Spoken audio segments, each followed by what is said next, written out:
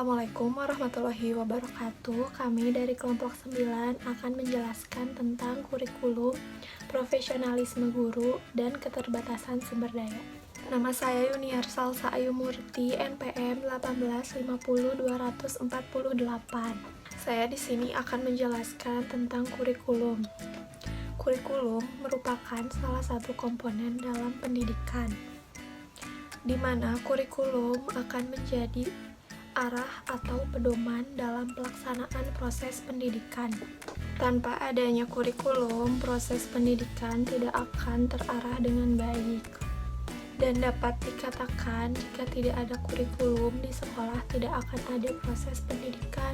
Karena yang menentukan proses pembelajaran berupa kegiatan pembelajaran keseluruhannya ada di dalam kurikulum. Bahkan ada yang menyebutkan kurikulum is the heart of education, atau kurikulum adalah jantungnya pendidikan. Selanjutnya, fungsi kurikulum. Yang pertama, fungsi kurikulum untuk kepala sekolah. Kepala sekolah melakukan koordinasi dan supervisi pembelajaran di lingkup sekolah.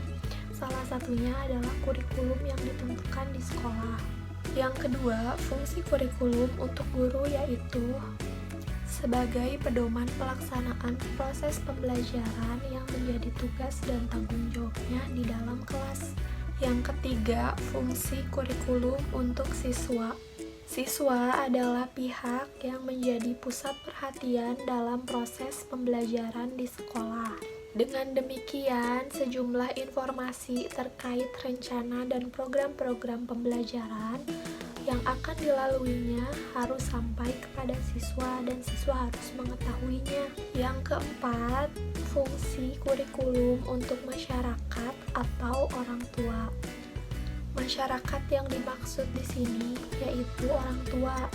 Walaupun orang tua tidak terlibat langsung dalam proses pendidikan di sekolah, akan tetapi orang tua memiliki peranan dan kontribusi bagi kelancaran serta keberhasilan belajar anak-anaknya di sekolah. Selanjutnya, peranan kurikulum. Yang pertama ada peranan konservatif. Kurikulum sebagai sarana untuk menerapkan warisan budaya yang masih relevan untuk saat ini, khususnya untuk para siswa karena mereka adalah generasi muda bangsa ini. Di era perkembangan teknologi yang sangat pesat saat ini, generasi muda perlu membiasakan untuk melestarikan budaya Indonesia. Oleh karena itu, dengan adanya kurikulum dapat memasukkan aspek-aspek budaya yang relevan dengan zaman sekarang, sehingga generasi muda dapat melestarikan budaya Indonesia tanpa terhalang oleh zaman. Yang kedua, peranan kreatif.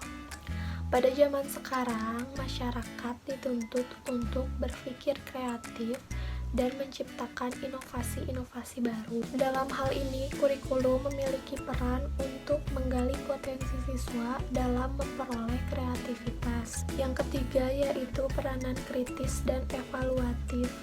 Adanya perkembangan zaman mengharuskan kita untuk cepat tanggap dalam mengelola suatu hal. Itulah mengapa di dalam kurikulum terancang segala upaya untuk membuat siswa menjadi kritis dan evaluatif. Dengan demikian, siswa dapat terjun ke dunia masyarakat dan bersaing dengan baik. Dari ketiga peranan yang tadi saya sebutkan, dapat disimpulkan bahwa kurikulum memiliki peranan penting dalam membentuk karakter individu yang berpengaruh pada perubahan dunia. Dari rancangan-rancangan yang telah tersusun dalam kurikulum, sekolah dapat mengimplementasikan agar tujuan pembelajaran tercapai. Untuk mencapai peranan tersebut, perlu adanya pendekatan, sehingga pembelajaran dapat dengan baik memaksimalkan peranan kurikulum. Selanjutnya akan dijelaskan oleh teman-teman saya. Yang selanjutnya, saya akan menjelaskan tentang profesionalisme guru. Profesionalisme guru merupakan kondisi, arah, nilai, tujuan, dan kualitas suatu keahlian dan kewenangan dalam bidang pendidikan dan pengajaran yang berkaitan dengan pekerjaan yang menjadi mata pencaharian.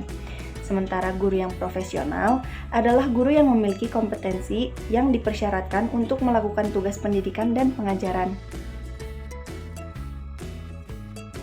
Perlunya guru profesional dalam suatu lembaga pendidikan diharapkan akan memperbaiki kualitas pendidikan yang akan berpengaruh terhadap prestasi belajar siswa.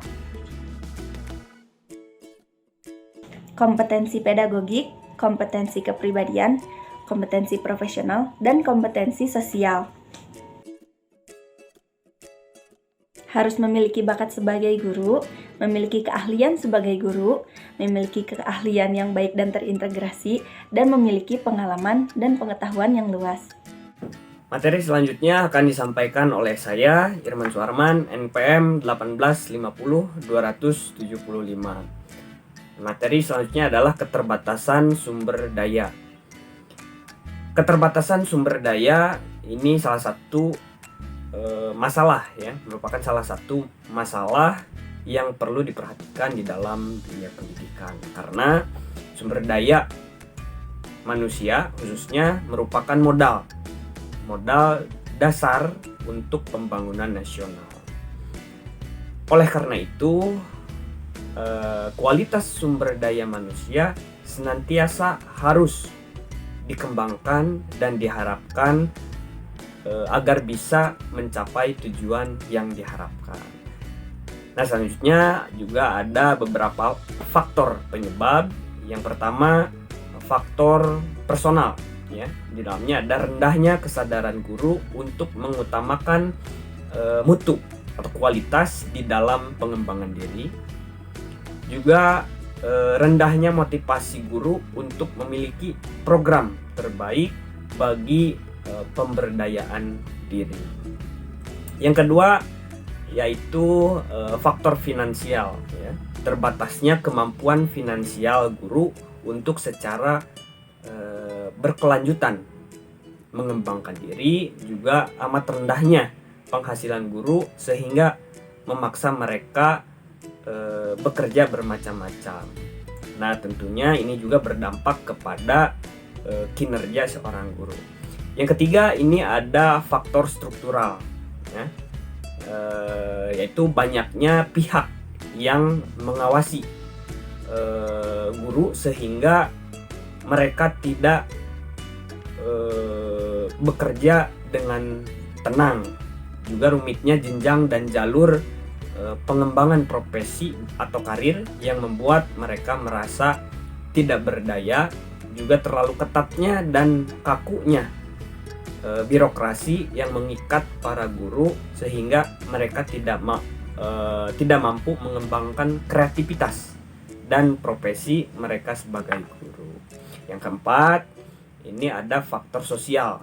Jadi faktor sosial ini adanya rendahnya penghargaan masyarakat terhadap profesi guru dan kurangnya fasilitas sosial bagi pengembangan profesi guru. Yang kelima, ini faktor budaya. Gitu. Jadi faktor budaya, ada rendahnya budaya kerja yang berorientasi pada mutu sehingga para guru bekerja hanya seadanya. Itu faktor-faktor penyebab. Lalu yang selanjutnya adalah upaya meningkatkan sumber daya. Yang pertama adalah menaikkan upah dan gaji guru. Yang kedua, mengurangi beban guru dari tugas-tugas administrasi yang sangat menyita waktu tentunya. Dan yang ketiga, pelatihan dan sarana. Yang keempat, pendidikan dalam jabatan. Yang kelima, mengikuti program sertifikasi. Yang keenam, memperluas pengetahuan dan keterampilan. Yang ketujuh, mengutamakan layanan.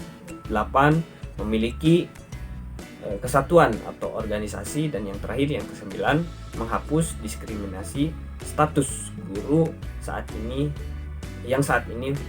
sangat beragam. Itu adalah upaya-upaya untuk meningkatkan sumber daya. Barangkali itu saja, kurang lebihnya mohon maaf. Terima kasih. Assalamualaikum warahmatullahi wabarakatuh. Nama saya Salsabila Khairunisa. Di sini saya akan menjelaskan tentang keterkaitan keterbatasan sumber daya terhadap kurikulum dan profesionalisme guru. Kualitas sumber daya manusia ditentukan oleh mutu dan tingkat pendidikan. Kualitas pendidikan yang rendah menyebabkan kualitas sumber daya manusia yang rendah. Makin tinggi tingkat pendidikan, maka makin tinggi pula kualitas sumber daya manusia. Hal ini berpengaruh terhadap cara pikir, nalar, wawasan, dan keluasan dalam pengetahuan. Kemampuan seorang guru merupakan faktor keberhasilan dari suatu kurikulum yang ingin dicapai.